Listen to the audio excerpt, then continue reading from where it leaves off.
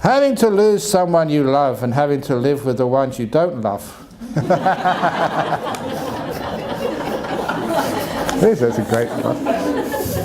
He's both sad. How could you give me an answer to be calm, kind and peaceful in a situation like this? The greatest act of love is to let someone go. If you really love somebody, you're not sad when they go. You let them go. Darling, go with my blessing. Oh, you know, I've told these stories before, but this was just really moving for me. And I remember this, Jenny and Steve. And just maybe 25 years ago now. And Jenny still comes to the temple.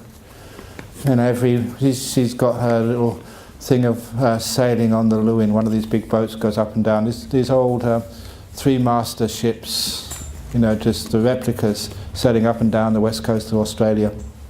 But she married this American guy, Steve, and they had a white water rafting business. These couple having the time of their lives, making money out of going to some of the most beautiful parts of the world and taking people on white water rafting. Just, you know, they were just such a lucky couple having a wonderful life until he got cancer. He's only in his late 30s. And of course, you know, I came along to do some counselling, looking at them and teaching them, and he was getting worse and worse, and then he came to the end of his life and something was happening. He wasn't dying. And I went to see them once, and he should have been dead a couple of days ago. And then, you know, he was suffering. It's just, you know, when people have cancer far gone, they're just so thin and so weak. And then I got a bit of an insight. You know, I turned to Jenny and said, Jenny, have you given Steve permission to die yet? And it hit the nail on the head. She never answered me. She just jumped up on the bed and held the love of her life in her hands, very gently because he was so thin. And they looked in each other's eyes and he said, Steve, it's okay to die. I give you permission to die. You can die. I'll always love you enough to let you go. And it's a beautiful moment for me to witness. And that night he died. That's all he needed. Permission from the person he loved so much that he just could not hurt her. That's why he was keeping her alive. He didn't want to hurt the person he loved the most in the whole world. And when she said, it's okay, you can die, then he felt permission, he was free. And a lot of people have done that since I told that story to people. And this lady in Malaysia, she wrote a book about it, and saying just she'd been practicing that, and so often as a counsellor, you know, someone they should have been dead, but they were hanging on. And they weren't going to survive, it's just more pain, more suffering. And I asked family, have you given permission for your mum to die yet? And they get it, and they go and do that. And a couple of hours later, she's dead. So that's an act of love, to let somebody go.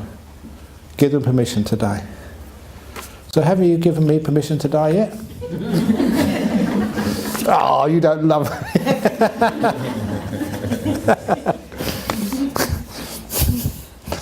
So that's losing someone you love. That's a wonderful experience. You don't lose them. You've loved them. You've gained them. Is that a loss? Having known such a person and having loved them and shared their love together and these great memories, that's a gain. That's not a loss. And how do you, having to live with the ones you don't love? Look, come on, get in there and start learning how to love them. You can love anybody. I have to live with all of you. I don't choose who comes to listen to my talks. People come to the monastery, I don't know who they come, they just come in. I have to love everybody. So you can learn to love anybody. It's really wonderful when you get somebody who's really difficult and you learn how to love them. Why not? You say to them, the door of my heart is open to you, no matter who you are. You don't have to change. I'll accept you as you are. That's love. You can do that to anybody. And of course, if you start loving them, they change. You have a wonderful time together.